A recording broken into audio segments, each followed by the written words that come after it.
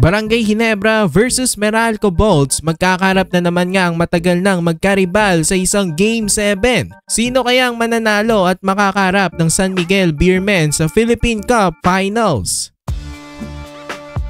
So bukas na sa Batangas ang epic Game 7 ng Barangay Ginebra at Meralco Bolts. Ito nga ang ikalawang beses na magtatapat sa Game 7 etong dalawang magkaribal na koponan.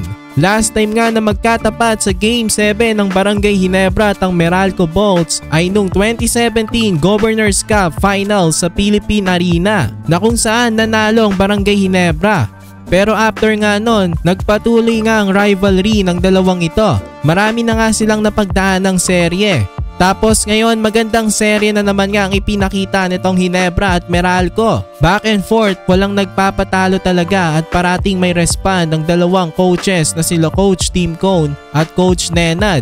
Kaya naman umabot ng Game 7. So sino nga ba sa kanila ang may mas malaking tsansa na manalo sa paparating na Game 7? Heading in sa Game 7, 3-0 itong Barangay Ginebra sa kanilang last 3 Game 7s. Sa uling Game 7 nga nila, tinalo nila sa finals ang guest team ng 2023 Commissioner's Cup na Bay Area Dragons. Habang ang Meralco Bolts naman, 0-2 sila sa kanilang last 2 Game 7s. Yung huling Game 7 nga nila, natalo sila sa San Miguel Beermen noong 2022 semifinals ng Philippine Cup. At hindi pa nga rin nananalo itong Meralco Bolts sa Ginebra sa isang best of 7 series. Nung tinalo nila ang Gene Kings noong 2022, best of 3 lamang iyon.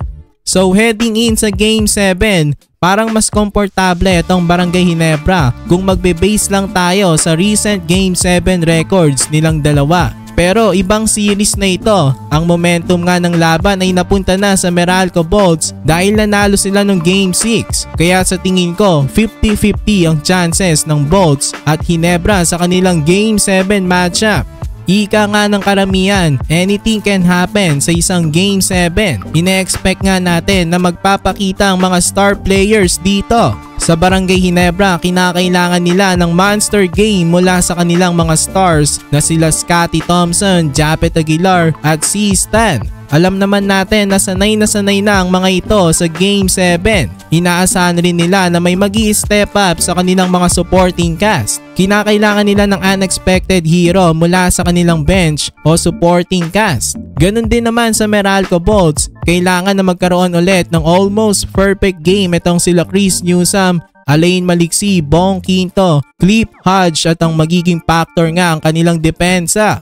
So sino sa tingin nyo ang mananalo dito mga kabaket sa epic Game 7 ng Barangay Ginebra at Meralco Bolts?